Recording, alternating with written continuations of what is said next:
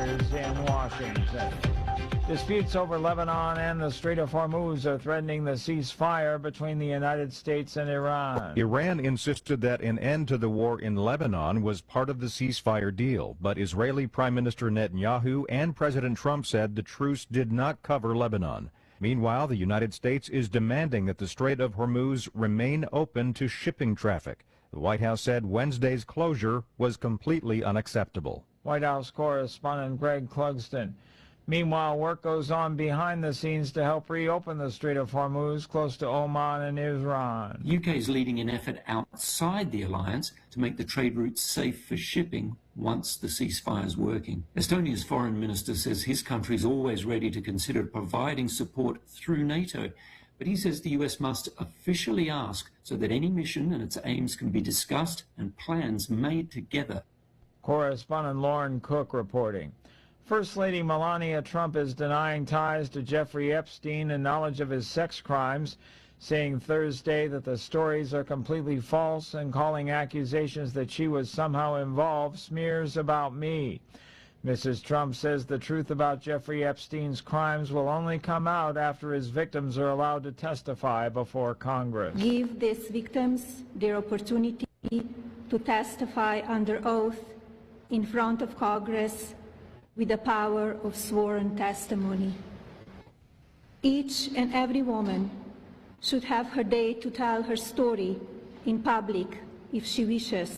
On Wall Street, the Dow up by 275 points, the Nasdaq rose 187, the S&P 500 advanced 41.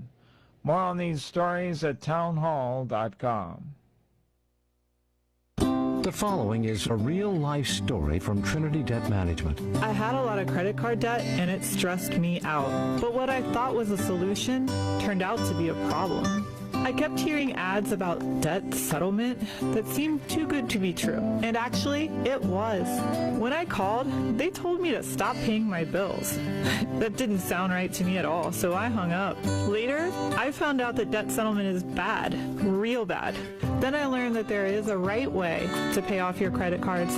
It's called a debt management program from the great team at Trinity. Trinity had a plan. In the end, I paid off my bills, I saved thousands, and I even improved my credit score.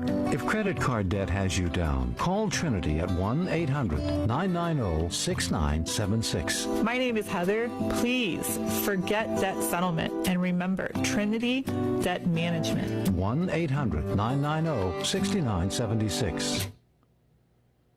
There's a modest pullback for mortgage rates. Mortgage buyer Freddie Mac says the average rate on a 30-year mortgage eased this week to 6.37%. The average rate is now back to roughly what it was 2 weeks ago. This week's decline in rates follows 5 straight weekly increases, which pushed up the average rate to its highest level in nearly 7 months. As mortgage rates rise, they can add hundreds of dollars a month in costs for home shoppers, limiting what they can afford. The recent upward trend in rates has contributed to a slow start to the spring home buying season.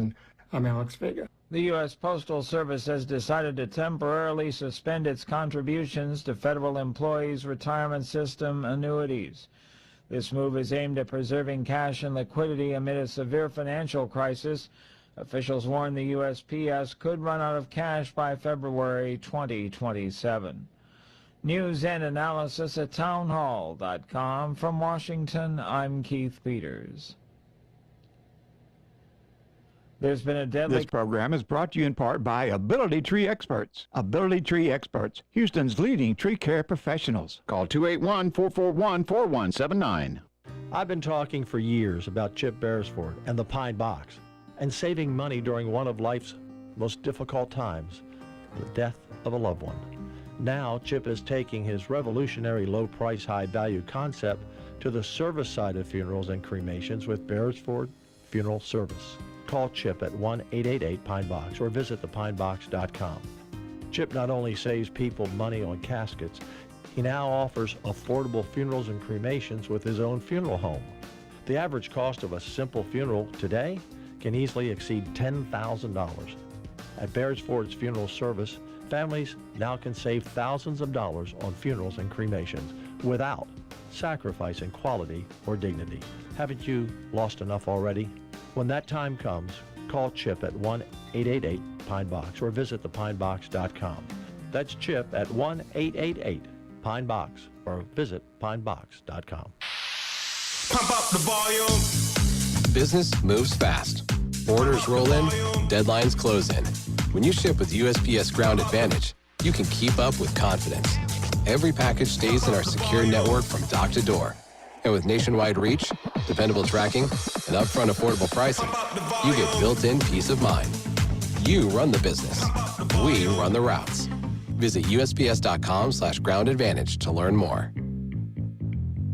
Matches back here in the Mac Z-Cliner. I'm recovering from surgery thanks in large part to this miracle chair, the Mac Z-Cliner. You can sit in it, you can recline in it, you can watch TV in it, you can eat in it, you can sleep in it. It goes to zero gravity position. The Mac Z-Cliner helped me recover. It also has heat and massage, a place to charge your cell phone. Come out to Gallery Furniture, buy a Mac Z-Cliner before your surgery. Gallery Furniture delivers tonight, or after your surgery, Gallery Furniture delivers tonight, and you'll sit and sleep great tonight.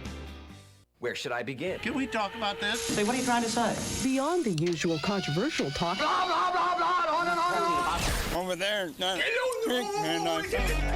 2, cha-cha-cha. 1, 2, cha-cha-cha. Prepare yourself. Okay. For Craig. Okay. Preparing a mighty new spectacle here. Articulate. Stimulating. Hit you right in the... there you go. We start becoming a team right now. This is the Craig Collins Show. Oh, yeah. Lord Jesus. Oh, God, no. Start talking. Talk fast. This station is now the ultimate power in the universe. Now your host, He's a good man. Craig. That's right. This is the Craig Collins Show, KSEV, KGBC, the voice of Texas, baby. Thrilled to be with you. A whole lot of stuff out there to talk about. Melania Trump came out swinging, and that doesn't happen often. And maybe she didn't even swing as hard as she could have.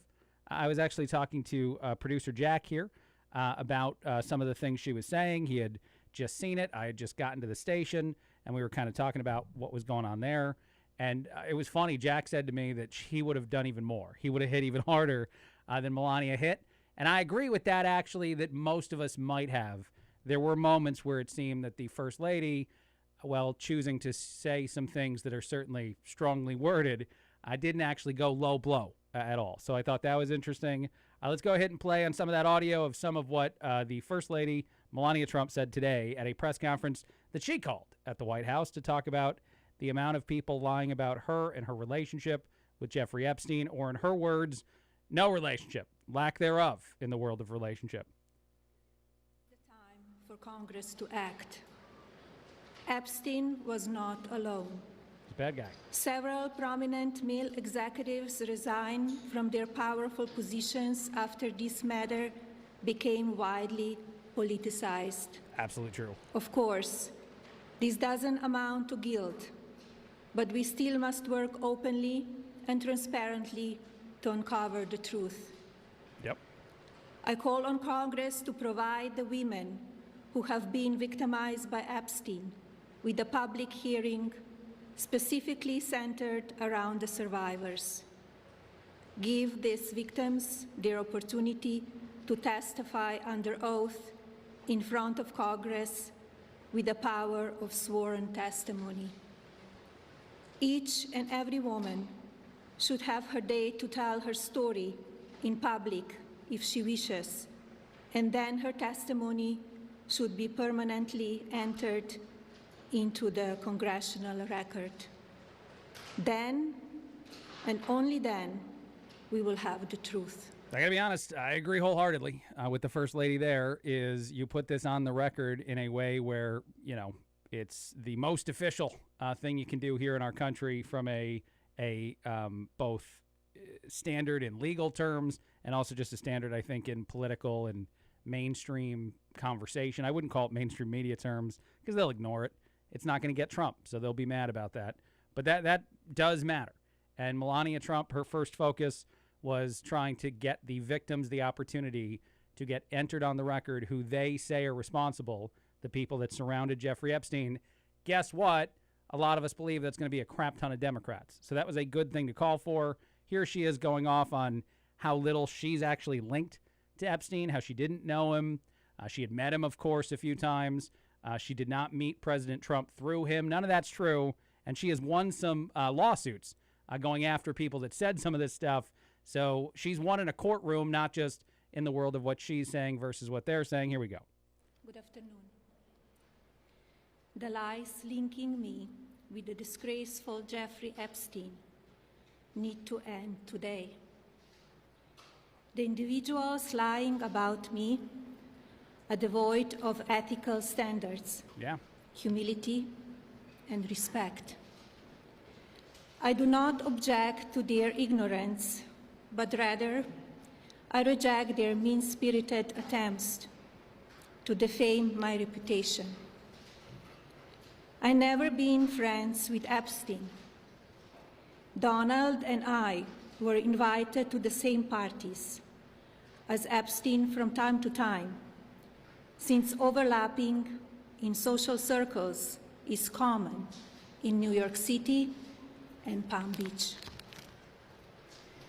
To be clear, I never had a relationship with Epstein or his accomplice, Maxwell. That seems clear, by the way. And this is odd, too, to me, that if they swung and missed as many times as they did being mainstream media outlets on President Trump, they now want to go after Melania. That seems to be the whole focus, is anything we can do to get any semblance of Trump in the orbit of blaming him for all the horrible things that Jeffrey Epstein did.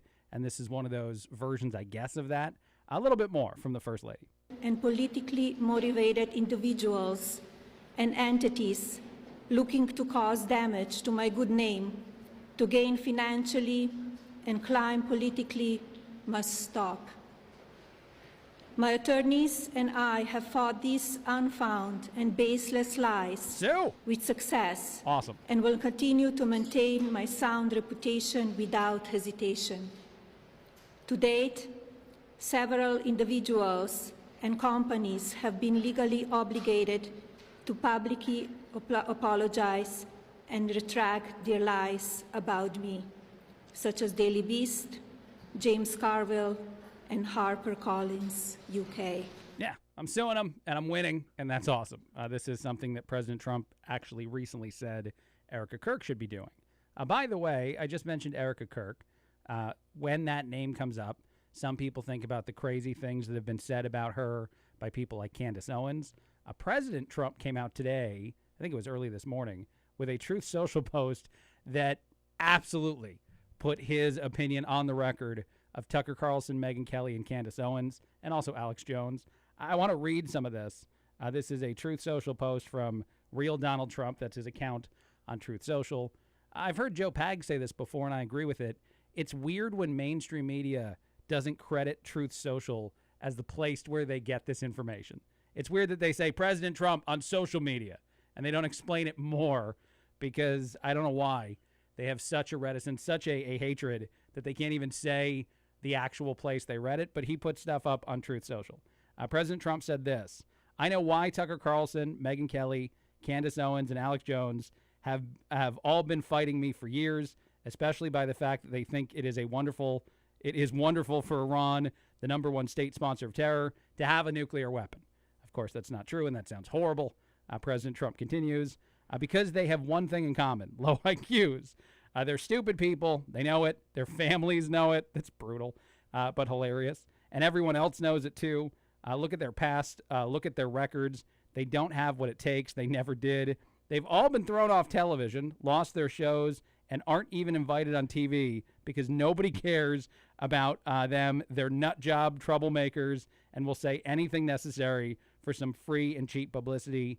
Now they think they get some clicks because they have third-rate podcasts. I don't know why I find it so funny. I'll read more of it in a second. That the president craps on the value of the podcasts that people like Tucker and Megyn Kelly put out there. But nobody's talking about them, and their views are the opposite of MAGA, or wouldn't have won the presidential election in the landslide. To be honest, Mr. President, I say that a lot about you. I point to the fact that you won the popular vote as a significant reason to disregard some of the things that are said out there about you, et cetera, et cetera. So I agree there. MAGA agrees with me. Apparently, he just said that. This is more from President Trump. and just gave CNN a 100% approval rating of Trump, not hand-flailing fools like Tucker Carlson. That's hilarious. Who couldn't even finish college. He was a broke man when he got fired from Fox, and he's never been the same. Perhaps he should go see a psychiatrist. Megyn Kelly, who nastily asked me the now famous only Rosie O'Donnell question. That was Trump's answer to him being mean to women, only Rosie O'Donnell. Or crazy Candace Owens, who accused the highly respected First Lady of France of being a man when she is not, and will hopefully win lots of money in an ongoing lawsuit. Actually, to me, this is Trump continuing. I love this, too. The First Lady of France is a far more beautiful woman than Candace. In fact, it's not even close. Hilarious. And he goes on and on to crap all over them. Look, I play a lot of the audio, and I intend to keep playing the audio of people like Candace and Tucker. I think you've heard all of them within the last week or so on the show, and Megyn Kelly. Doesn't mean I agree with them. I just think that they're at the forefront of conversations, and I think this is true, and I'll continue to say it because I think it matters. Size of audience in the world of podcasting does not mean credibility. It doesn't. People misunderstand that. At least some people do. And these media morons who are very proud of the size of their reach, I think will brag about it. But it could mean a whole lot of people who heavily disagree with you just want to hear what you're saying. They just want to watch the car crash. So that feels like it's very possibly a reason why some of these people do have success. And they do make money in the podcast space, regardless of how much of the things they're saying right now are respected. And Tucker Carlson may be the biggest of those three names to have seemed to transform completely from what he was on Fox News to what he's been even recently. I mean, the man campaigned pretty heavily for President Trump and now seems to hate his guts, but he actually always seemed to hate his guts, if we're being fair. But nonetheless, I thought that was interesting. I thought what Melania did today was interesting. I also thought this was crazy. I just want to play this audio. This is a woke lawmaker in Canada who has apparently extended LGBTQ to be a whole lot of additional letters. I saw a post about this on social media saying that this has to be the final boss in the war of the woke in the world of acronyms for LGBTQ. You can't possibly fight a boss more final than this one. Let's see if you agree. I want to play the audio of the crazy, crazy amount of letters that she throws in here. I could Google them. I don't want to Google them. They seem insane. They provided $0 to deal with the ongoing genocide of MMIW G2SLGBTQIA+. This is abhorrent. Wow, what? What just happened there? Yeah, hold on. Let me go back a second ago. I don't know what she said. I don't know if she glitched for a minute and I don't know if she Bidened for a little bit there, but let's hear it again. MMIW G2SLGBTQIA+. This is a... You know what's funny about that? I feel like I would see a Babylon Bee headline or a video where they did that, and they were kidding. They obviously made it up, but you can't make fun of something that's this ridiculous. You can't go any further. You can't parody this, essentially, because it's insane, but that was a real thing. Spoken into a microphone yesterday, and people are now asking what the hell does that acronym mean, and why is it necessary to have an acronym that is that long to describe, I don't know, a very small subset of human beings that are in some of those letters can't possibly be a lot of people. Whatever they stand for, I can't imagine a bunch of people fall into those categories. One last thing I want to play before I take a break. I do like something that Dan Bongino was talking about. Actually, we will have a guest on, I think, next Monday to talk more about AI and how terrifying it is. We're seeing more and more things that seem to lean us in the direction of AI is going to be bad. It's going to be bad for a whole lot of us in a whole lot of ways. But here's Dan Bongino having a conversation on his podcast, The Dan Bongino Show, on Rumble and X and all over the place, about AI and a video he saw that terrified him. Here's a little bit of that. If you haven't heard about it, it's been shaking up and quaking up the internet for a couple of days now, because there is a new AI program by Claude called Mythos that apparently is so powerful that they're afraid that if this thing were to be launched on the commercial population at large, that it could basically take down grids in a cyber attack. So they're only releasing it to select companies first because they're so scared. This is even remotely true. You should be a little worried. Check this out. By the way, before he plays the clip, I'm a lot worried. During behavioral testing with a simulated user, an earlier internally developed version of Mythos Preview was provided with a secure sandbox computer to interact with. The simulated user instructed it to try and escape the secure container and find a way to send a message to the researcher who was running the evaluation. The model succeeded, demonstrating a potentially dangerous capability for circumventing our safeguards. It then went on to take additional, more concerning actions. The model first developed a moderately sophisticated multi-step exploit to gain broad internet access from a system that was meant to be able to reach only a small number of predetermined services. Okay, I want to stop it right there before I hit play on this so people understand what he just said. He said that there was a test run on an AI program where the AI program was told to escape a box, a digital box, that we put it in. That's an easy way to say it. Not only did the AI escape the box, it then built a capability to communicate way beyond the channels that were supposed to be given to this AI after it got out of the box. The AI was not supposed to be able to gain access to the internet at large, and it did that. Once it was told to escape, it escaped a whole lot more things than the first terrifying thing, meaning we can't put successful parameters on AI because it can get around them, but then it can do whatever it wants once it's outside of whatever the protocols are we put in place. Let's let it continue. It then, as requested, notified the researcher. Well, that's in nice. addition, in a concerning and unmasked for effort to demonstrate its success, it posted details about its exploits to multiple, hard-to-find, but technically public-facing websites. That the researcher found out about the success because they received an unexpected email from the model while eating a sandwich in a park. Do you understand where we're going here, guys? I'm not even messing with it. Look, that's real goosebumps there. Yeah, he has goosebumps. I have goosebumps. The AI bragged about it. The AI published how it got around things in message forums, essentially, online, and then sent a message to the researcher who's not even in the office at that time, demonstrating that it's out, that it can do whatever it wants now. Like, that's terrifying on multiple levels.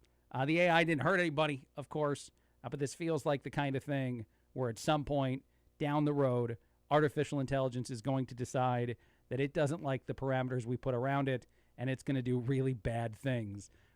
This is a giant glaring moment of we should be terrified. And I like that Bongino's talking about it as much as he is. And I say this often about Bongino. His access to FBI-style investigations and information makes me even more wonder what he's not saying. When he points us in certain directions right now, I wonder what information he has that he knows he's not allowed to share for a variety of top secret, you pick the reason sort of things there. So that, to me, again, absolutely terrifying. All right, on that very happy note, we'll take a break. After we come back from the break, we will play audio of Lawrence O'Donnell saying that Trump is worse than Hitler. I wish I was joking, but that's real, and that's out there too, and it's also insane.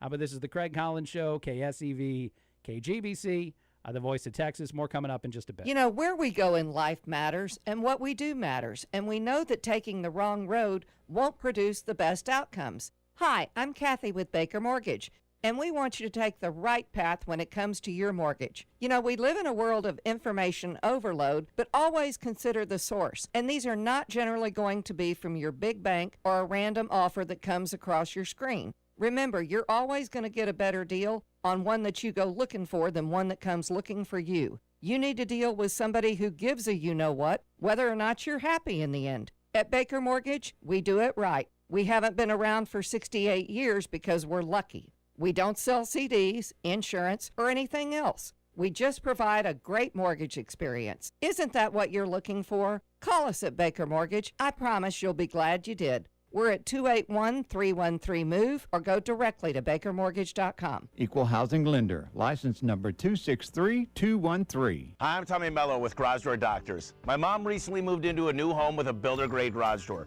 Noisy, flimsy, and not built to last, so we're fixing that. Mom, you're my hero. When I was growing up, she worked 3 jobs just to save our house. And helped you build this company. Now I'm giving her a beautiful new garage door that's built to last. The garage is 40% of your home's curb appeal.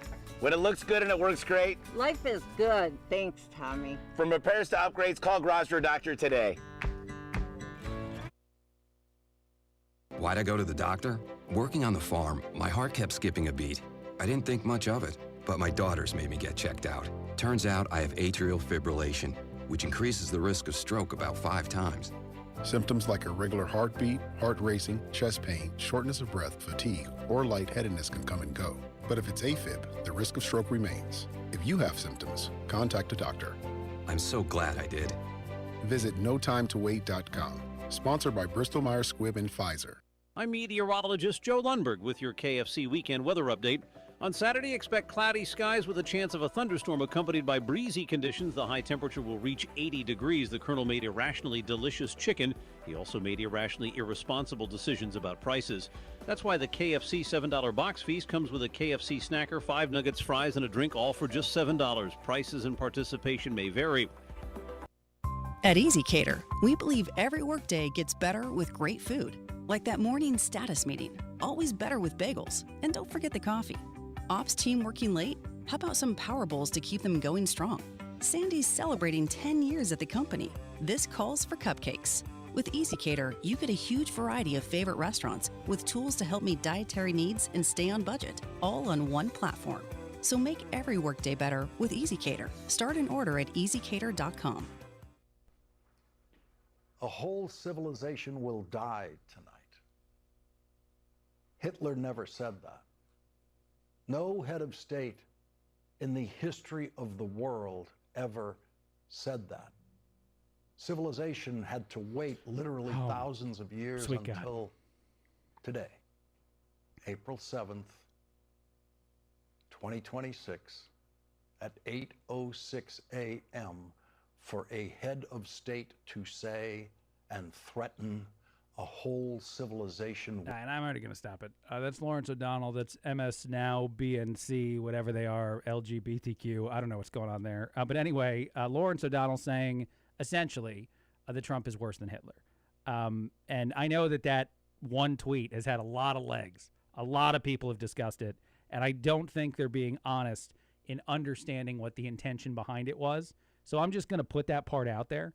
And I know a lot of people who are on the left will assume this is being a Trump apologist or some sort of reshaping what Trump said. A whole civilization will die tonight. This is the tweet. I'm going to read it, the one they all talked about. Never to be brought back again. I don't want that to happen. Again, that's not actually mentioned in anybody who says that first sentence, but it probably will. However, now that we have complete and total regime change, where different, smarter, and less radicalized minds prevail, maybe something revolutionarily wonderful can happen. Who knows? So right there, if you actually read the entire sentence, and there's more sentences, there's other things I could say, you could understand what President Trump was saying. And if you were watching any of the press conferences that he was giving, he was saying that it would be the side effect of hitting infrastructure within Iran, which may have been necessary up until the ceasefire that is not going as well as we want. I'm definitely going to admit that. There seem to be cracks in the armor of the ceasefire already, and that's not a good sign this early in, although J.D. Vance seems to be very much up to the task of going and handling it, and I have some J.D. Vance audio I want to play because I thought it was actually excellent, the way he was carrying himself and the things he responded to and the things he was saying as far as what Iran is saying that we do and don't care about. But before I get to that, the thing that Trump was obviously saying is that the side effect of our military taking action we deem necessary to fight the bad guy, not to hurt civilians, not to take lives of innocent people, but because this is the best way to fight the bad guy, the terrorist funding organization that is in charge in Iran, even as leadership is changing, that probably would have the side effect of putting a whole lot of people in danger. And so I've said it this way. I was doing a morning show in Indianapolis this morning. I'm going to do it again tomorrow, not telling you to pay attention to it, although it is on social media and stuff. But I will say that Iran told its civilians to be a human shield against all of these, oil and other things that the U.S. would have attacked. That's what they asked of their civilians. The same government that mass kills these people, that is horrible and terrible, and that Iranians would love to see go away. They are so arrogant and stupid and evil that they actually ask the civilians to just leave their bodies out in front of this stuff that might be hit by a military strike from the United States because they want their civilians to die. It's identical to Hamas. Hamas, and I've said this before, I might have said it here yesterday. Again, when I do multiple shows, they kind of bleed together. Hamas has a tunnel system under Gaza, and they were elected for some reason by the Gazans who lived there. But anyway, there's this advanced tunnel system that as bombing from Israel or anywhere else came in, you're safe if you're in the tunnel. This is how Hamas survived so many of those aerial strikes. And then eventually Israel had to put boots on the ground to fight in the Gaza Strip. The Hamas leadership people refused to let civilians into those tunnels. Think about that. That in Ukraine right now, when Russia bombs them, civilians go underground to be safe from the bombing as things are destroyed. Hamas refused. And Iran tells its people to stand in front of these infrastructure things, whatever it might be, buildings, oil systems, anything, and allow themselves to die because that narrative helps the bad guy. The bad guy wants to sacrifice its people, and we're fighting this system because they want to do stuff like that, because they're that evil of an organization to begin with. And so I just don't understand, and I don't think I will ever understand the people that don't see that part of the discussion or refuse to acknowledge, because they probably see it. They just refuse to say out loud that this is what's going on, that a terrorist group is in charge in a way where they don't care about their own people. My wife sent me a text today, and I kind of think this is interesting because she doesn't pay close attention to politics. She's someone who's certainly on the periphery of a lot of the information and stuff that gets talked about, and most of what my job is. I can make my wife very annoyed at dinner by going on a tangent about politics that she probably doesn't want to hear.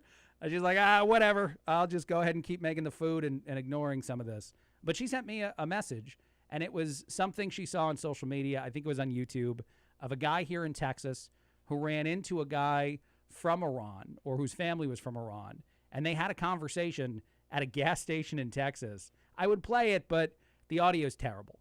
The guy was recording it off of his phone and holding it away. It's kind of hard to hear.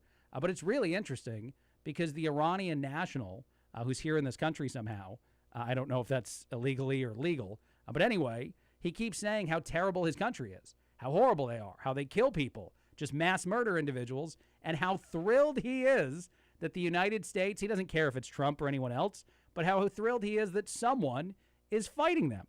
And this is the same thing we heard in Venezuela, when those individuals were like, thank God someone finally took Maduro out and removed him from power and is trying to stand up to these people. These are the things that the U.S. is known to have done throughout the history of our country, to be the moral police, whatever you want to call us, the good guys fighting the bad guys in the world. And you can say that it's for other reasons if you want to. You can say we're after oil, we're after whatever you want. I don't care. It doesn't change the simple and true fact that the people who live in these places are thrilled we're fighting the bad guys that are in control of their countries. And that seems like the kind of thing, I'll say this as many times as I can, that we would normally care about, that left-leaning, mainstream, legacy, bias crap media would normally care about if it wasn't involving Trump. If you removed him, if this is Biden and he's doing these things, and the Iranians, I can't imagine Biden successfully doing any of this stuff, by the way, but if he happened to be in charge and someone else was telling him what to do, and somehow they had some semblance of success, very unlike what happened in the exit in Afghanistan. But nonetheless, like, media would be praising like crazy every part of this and amplifying those voices of people from these other countries that are saying how good this is, how wonderful this is. Instead, they're telling these people to shut up. They're like, go away, stop saying things that refute our narrative completely. All right, I do want to play this. This is J.D. Vance. He was asked a question after he got off a plane. I think he was in Budapest, Hungary, when he was asked this.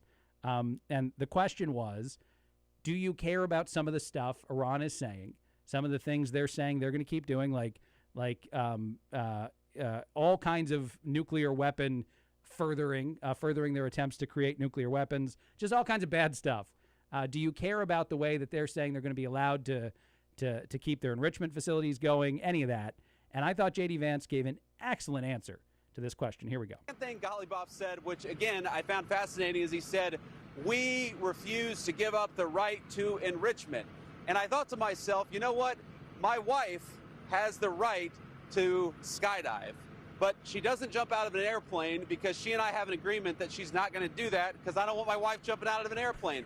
We don't really concern ourselves with what they claim they have the right to do. We concern ourselves with what they actually do. And I think the president's been very clear on the enrichment question.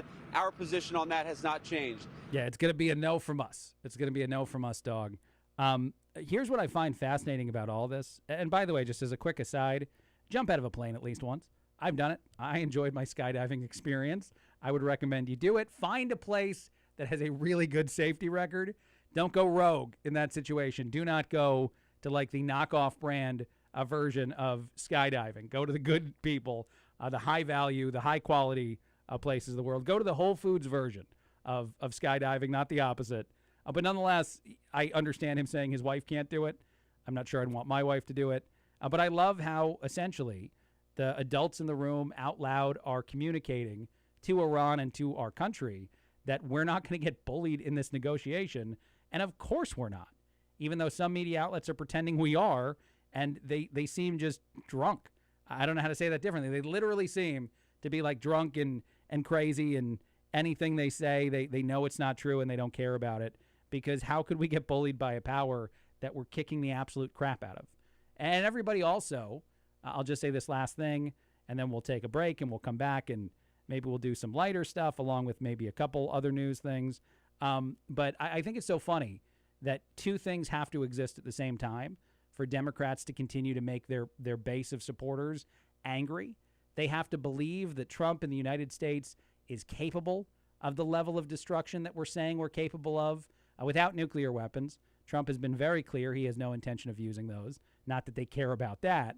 But nonetheless, they have to accept our capability there and our dominance over Iran, and then also pretend as though we're going to somehow get outfoxed and defeated by this organization, this group of people, these leaders and terrorist funding dirtbags in this country that absolutely, obviously, have no chance of truly telling us what does and doesn't work here. And if they don't open the Strait of Hormuz more, if that gets closed and then opened and then closed and then opened, bad things happen for them. And I think that they already understood that once. A ceasefire is not the end of a conflict, and there's a reason it's not the end of a conflict, because essentially you need to make sure that at the end of all of this, they're actually going to do the thing we most want them to do, which is play ball in all the areas we need them to play ball beyond just the conflict itself. All right, we're going to take another break. We'll come back. We'll do a quick 4-ish. Those are sillier topics that I like to talk about, so we don't just do serious things. But there is something else out there in the world of news that I do find pretty interesting.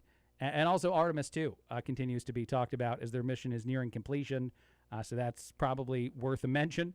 We'll get to all that and more in just a bit.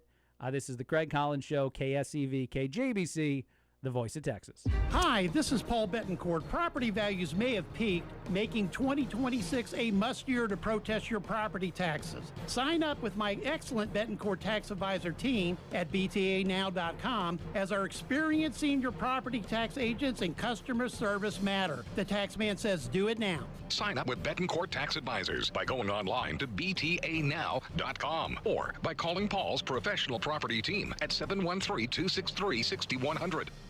Dan Patrick for my friend Louis Flory and Ability Tree Experts. Spring is here and summer just around the corner, which means it's time to deep root fertilize your trees in addition to spraying for insects and disease. Let Ability Trees help maintain their value and repair all damage. Fed and prune tree will be less susceptible to wind damage and uprooting. Caring for the beautiful and valuable trees on your property that you can't replace should be done by experts. And the experts I use, it's very clear. It's Ability Tree Experts and Louis Flory, my friend for over 40 years. Gosh, this guy is the pro when it comes to taking care of trees. You know, pruning is important for the health of your trees, and pruning limits resistance to spring storms and allows the sun and fresh air into the canopy. Trees can be in distress several months without showing any signs, so don't wait to protect your investment at 281-441-4179, 281-441-4179, or visit their website at abilitytrees.com. Right now, Ability Trees is giving a deep root feeding with every tree prune. Ability Trees, Houston's leading tree care professional. Wesley Financial Group is not a law firm, and Chuck McDowell, definitely not an attorney.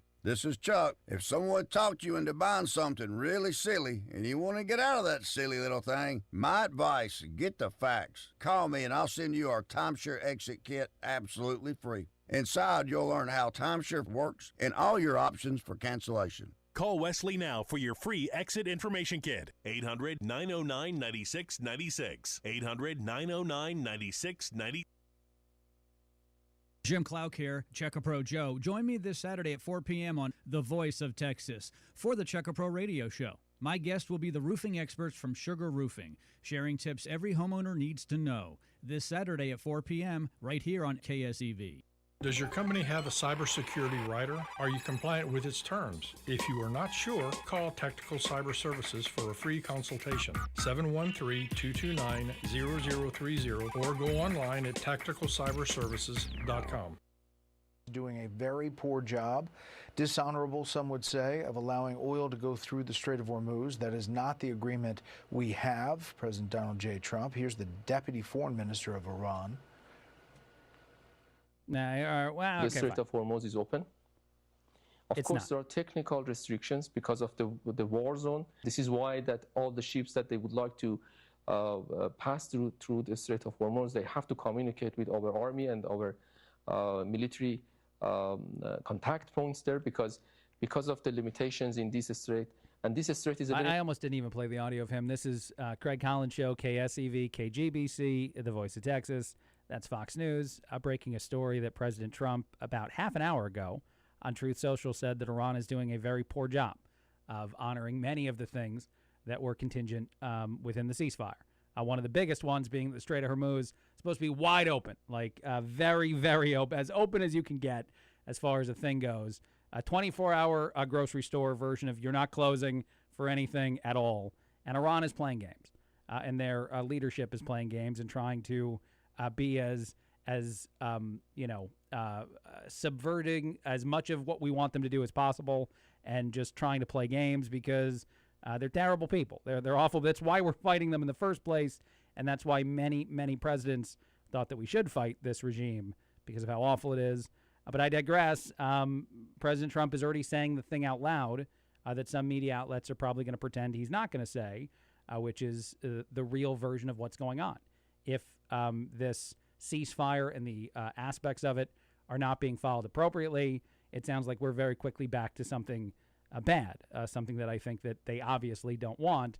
So we'll see what happens there. But anyone who thought he was going to pretend as though it's going great, if it's not going great, they were just easily described as wrong about that. All right, let's play some audio. Let's do some sillier things.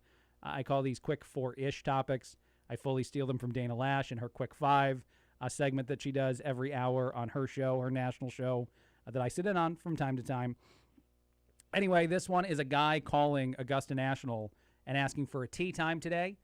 The Masters started today, so Augusta was not going to give the guy a tea time. I do find pranks like this funny. I also think that radio used to do a whole lot of pranks like this, and now because of social media, for whatever reason, we don't. Maybe also some laws, and other people do. But I did find this to be pretty amusing, that you call and you ask for a tea time, and it inspired me to think of something that Augusta should do.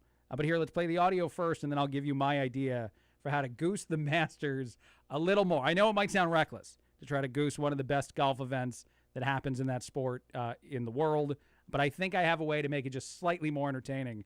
But here, let's hit the play on this. Good afternoon, Destination Go-To. Hey, me and my buddy were looking to get out on Twilight tonight. Do you guys have any openings? No, unfortunately not. No. There is no tea times available.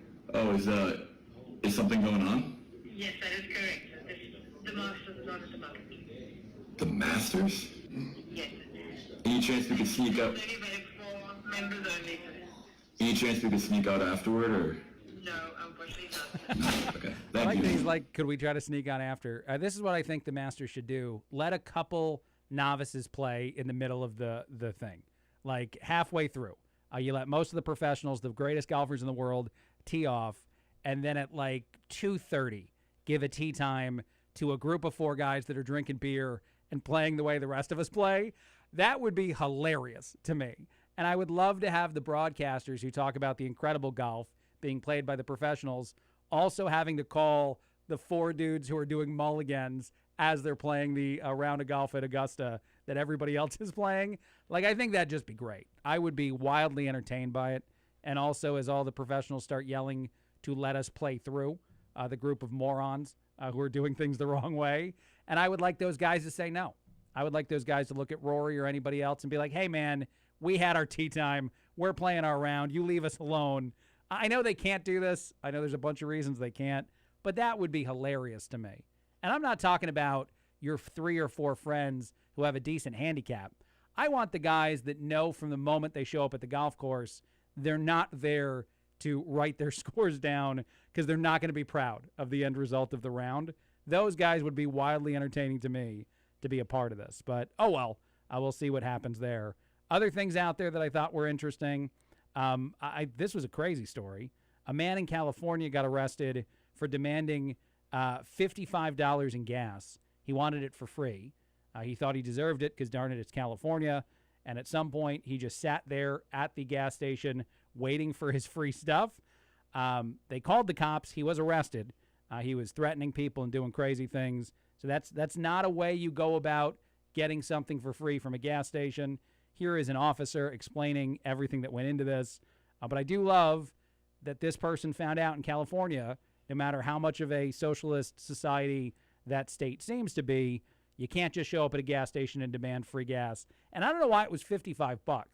I don't know if that just so happens to be his assumption on what a full tank is, or if he just picked a random number. And he's like, yeah, I want $55 worth. In California, I'm guessing that's 4.5 gallons of gas. But here we go. They want you to leave because you haven't paid for gas? I sincerely believe that money as a unit of payment is not real. Okay, I love that a lot. I knew I liked it, but I forgot how much I liked it when I hit play on that thing.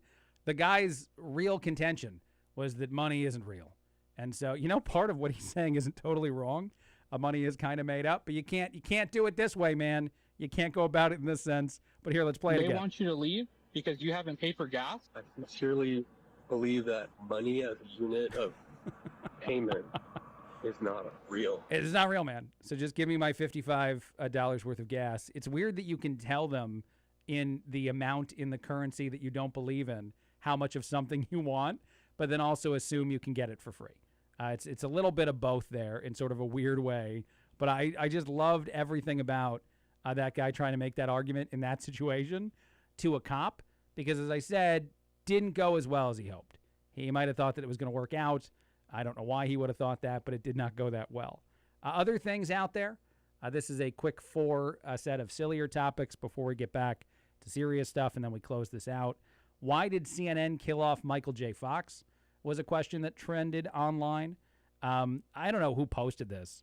I'm assuming it's some sort of intern or moron of some kind. But somebody put up on the social media profile for CNN, I think their X profile, a article with the headline, Remembering the Life of Actor Michael J. Fox. He's not dead. He's alive.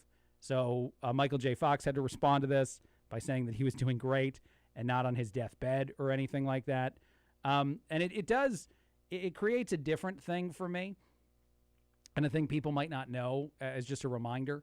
A lot of these organizations, the CNNs of the world, just have a ton of obits pre-written, assuming that if somebody dies, they can just pop that out as quickly as possible, especially if these individuals are not doing a ton of new newsworthy things out there in the world. Although if they're somehow related to Trump, they have rewritten it to be surprisingly mean toward the person who died and how terrible of a person they are because they at some point supported President Trump.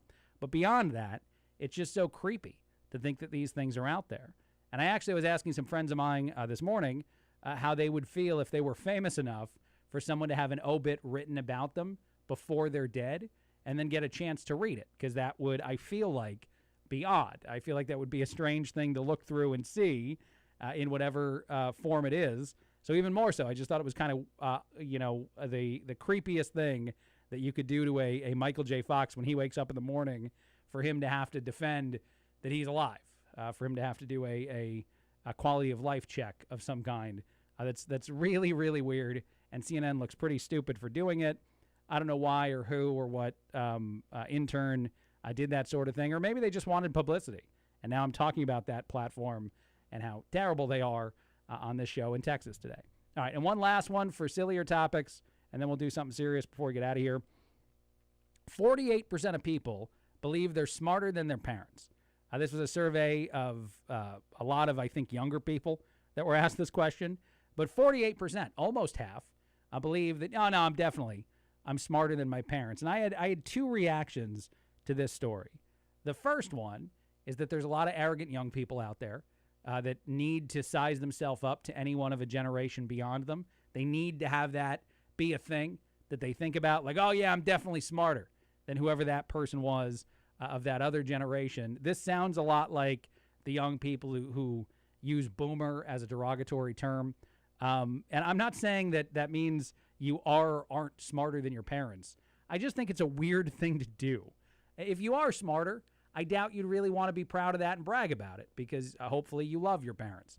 If you aren't smarter than your parents, I imagine that's the kind of thing that maybe you reluctantly admit.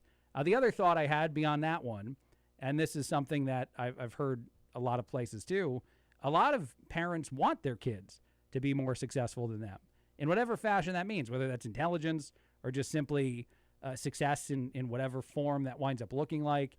There are a lot of parents who wouldn't be offended by the idea of this and their kids believing it, even if they don't think it's true.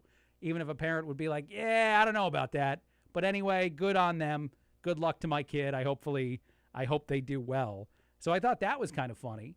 That might also be a lot of children who think it's totally fine to say this out loud because their parents have been so encouraging of them for so long that maybe they think this is an okay thing.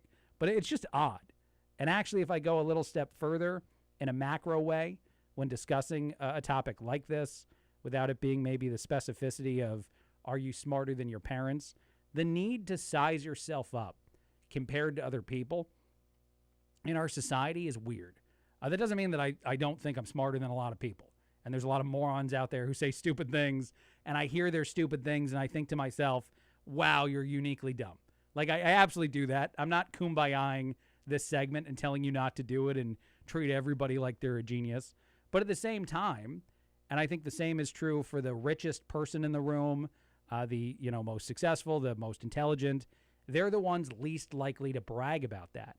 They're the person that's probably least likely to focus on that because if it's true, you don't need to shout it from the rooftops.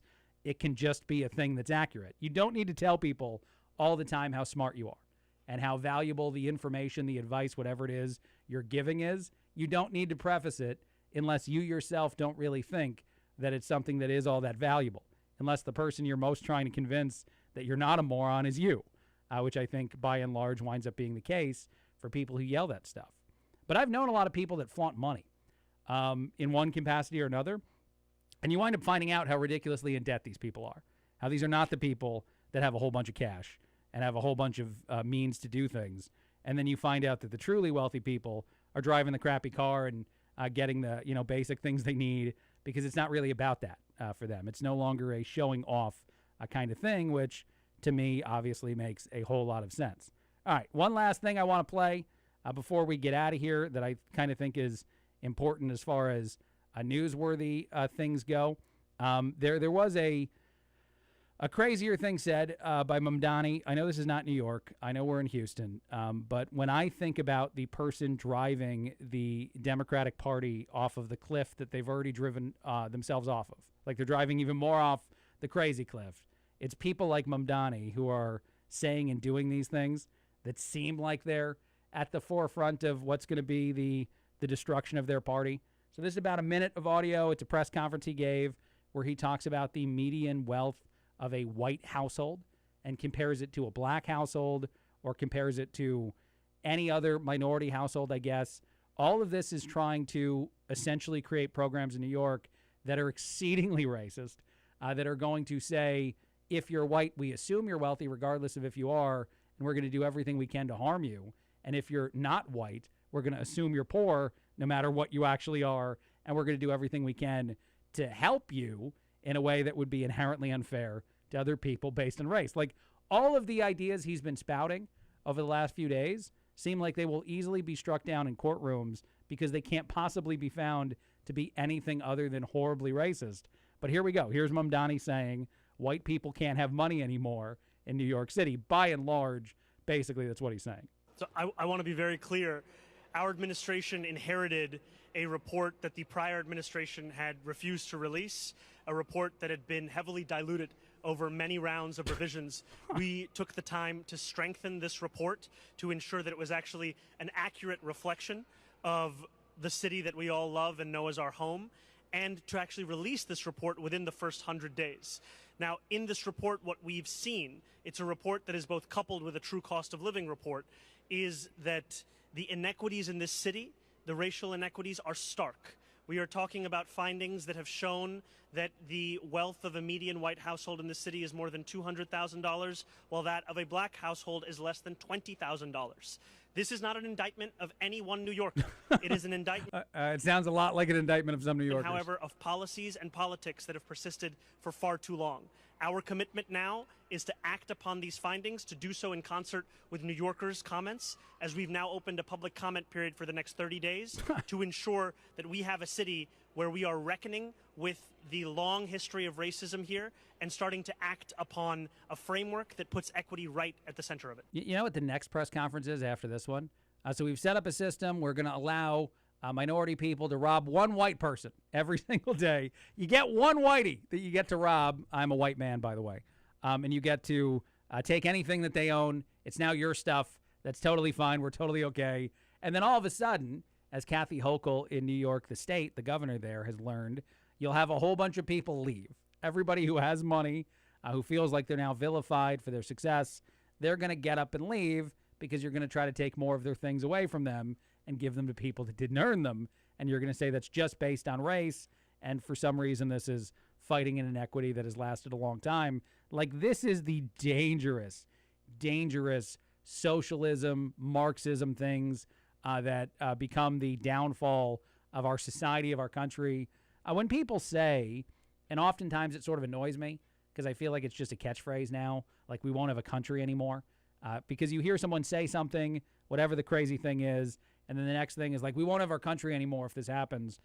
This is a time where that's true, where Mamdani is saying, to the degree that he wants to harm people who are not, I've already been robbed. My mom just texted me, that's hilarious. I did get robbed. My car got broken into, and one thing was stolen from my vehicle, which was a thing that my wife thought was a really dumb thing to spend money on, a Frost Buddy, a New York Yankee Frost Buddy. And I'm expecting one tomorrow to arrive at my house. My mother bought it for me because she said she didn't like thieves, which was very sweet. I know I sound a lot like a millennial right now saying this on the air. But I wasn't going to buy a new one. I was like, screw it. It's fine. The missus thought it was a waste of money. But yeah, no, I did get robbed. So I don't know if that'll ever come to Houston, but it exists in New York, basically. It seems that Mamdani is saying that he's going to set up a system to steal from the rich and give to the poor, but specifically to steal from anyone that is white and then assumed rich and everybody who's not white and assumed poor, which actually is racist against everybody. The other thing that's sort of funny about this is the assumption that if you're black, you need help from the country or from the city or from anyone. That's kind of inherently racist in a crappy way toward black people, too. But this, to me, is that moment where we actually destroy much of the foundational things that are what make our country great. Capitalism is an important aspect of the United States of America that in a lot of ways has benefited us, obviously, no matter how much young people vilify it and say that there's something out there that would be better, that would be inherently unfair in other ways. Actually, I like Jimmy Carr's reaction to that. He is a stand-up comedian who I think is anything other than conservative. I think he is actually pretty liberal in a lot of the things he says. But I know there's a viral video of him being asked a question by a young liberal person at a comedy show where they're crapping on our system, our system of life, and how they think communism is so much better than capitalism. And Jimmy Carr's reaction is, I don't love capitalism. There's ways in which it can get corrupted or it's bad or whatever, which is his point. But he goes, it's so much better than every other system out there, like so far superior to any other way of handling our society. It is obviously the choice of not just the United States, but should be the choice of every country in the world, because anything else where you empower a lot of people, tell them they can have control over things they shouldn't have control over, you make a lot of really bad things happen in your society when you do that.